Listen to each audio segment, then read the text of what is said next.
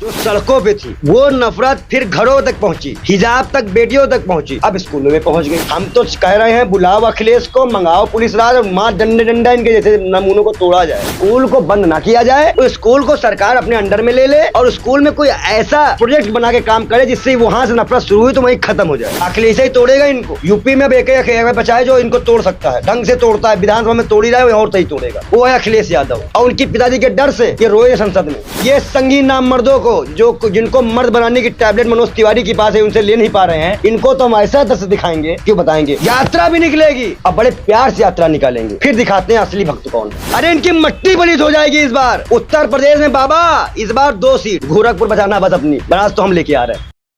पंडित जी, आप कैसे देख रहे हैं जो मुजफ्फरनगर का पूरा मामला है जहाँ पर एक बच्चे को जो है टीचर जो है थप्पड़ मरवाती है, इसको आप कैसे देखते हैं, जिस पर सांप्रदायिक टिप्पणी भी होती है, कैसे आप देख रहे हैं? मैंने हमने तो आंखों से देखा उस वीडियो को, और जब आंखों से देखा तो एक ऐसा लगा कि नफरत जो थी जो सड़कों पे थी वो नफरत फिर घरों तक पहुंची, हिजाब तक बेटियों तक पहुंची, अब स्कूलों में पहुंच गई। क्लास में वो नफरत पहुंच गया? नहीं पहुंचा है, नहीं पहुंचा है। ये आम बात है, ये आम बात है। तो मेन बात क्या है फिर? अरे क्लास में होता है ऐसा। अच्छा, ऐसे हो जाता है। हम आपको खड़ा करके करवाएं कि ये पत्रकार जो है सबसे अच्छी पत्रकारिता नहीं कर, जितने पत्रकारों मिलके मारो, हम आपके हेड हो जाते हैं, ऐसे करें आपके लिए। अरे क्लास में बच्चों के साथ होता है जो। अरे तो वही क्लास है, वो क्लास में आप मोहंडा, मुसलमान, दलित, आदिवासी, पंडित टारगेट शब्द का प्रयोग नहीं कर सकते। अरे इतना तो राम राज जो है अखिलेश ने कायम कर दिया था भाई, इतना तो योगी सरकार ने। तो आप ये कह रहे हैं कि जो शिक्षक है वो नफरती है? नहीं, वो मिठाई बांट रही थी, वो बहुत प्यारी है।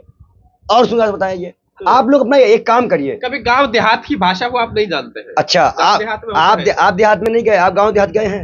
हम तो गांव में रहते हैं। कहाँ रहते हैं बताइए? पश्चिमी यूपी या उत्तरी पश्चिमी या पूर्वी में, बताइए कहाँ रहते हैं आप?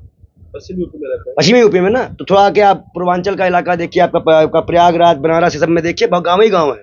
और हम लोग गाँव में ही पार्टी और खड़िया लेके पढ़ते थे, पार्टी से लिखते थे और खड़िया से लिखते थे। हमें ना बताए मास्टर होस्टर, और ना हमें आप बताने आइए। बहुत से लोग आप जैसे पत्रकार तो कहेंगे स्कूल को बंद किया जा रहा है। नहीं, देखिए मैं कह रहा हूँ स्कूल को बंद ना किया जाए, उस स्कूल को सरकार अपने अंडर में ले ले और स्कूल में कोई ऐसा प्रोजेक्ट बना के काम करे जिससे वहां से नफरत शुरू हुई तो वहीं खत्म हो जाए।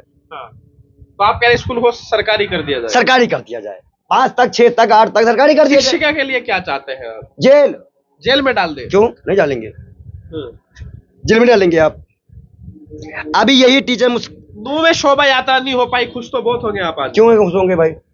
यात्रा से निकलती है। अब सरकार ने परमिशन ही नहीं दी है तो यात्रा कैसे निकालो? कैसे, जब वहां माहौल खराब है, G20 सम्मेलन हमारा यहाँ पे हो रहा है, ये कैसे नमूने पागल दीवाने तरह के पागल हो ये लोग? बताइए, बाहर से तो G20 हो रहा है तो अपनी धार्मिक आस्थाओं को त्याग दे। अरे त्यागे ना, अभी तो बहुत बड़ा ले गए थे बिट्टू बजरंगी ये सबको लेकर।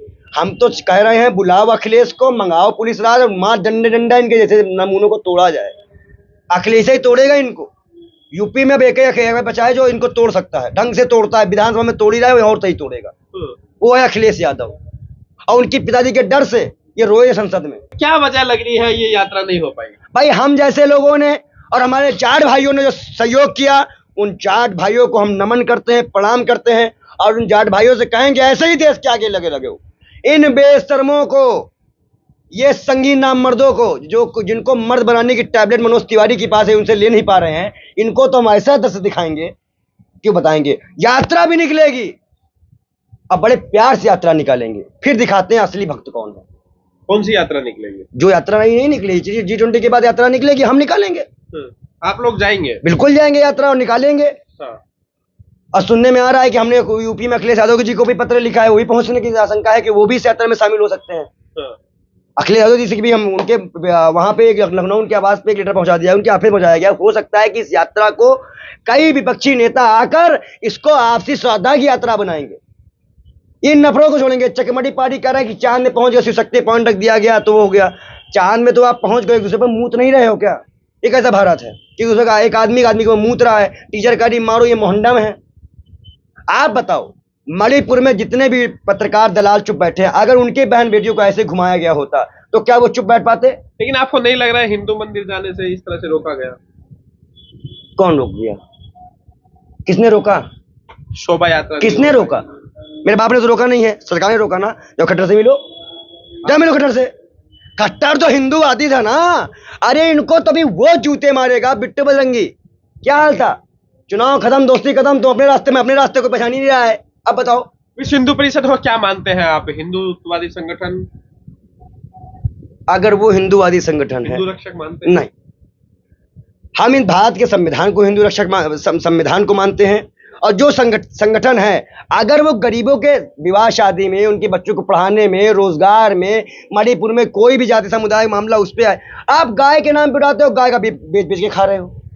आप हिंदुओं के मुद्दे पे आते हो ना, बहन बेटियां घसीट ली गई, कहाँ गई थी हिंदू महासभा? कहाँ गई है आरएसएस? कहाँ गई है भाजपा? क्योंकि वो भाजपा के तलवे चाटते हैं, इसलिए नफरत है।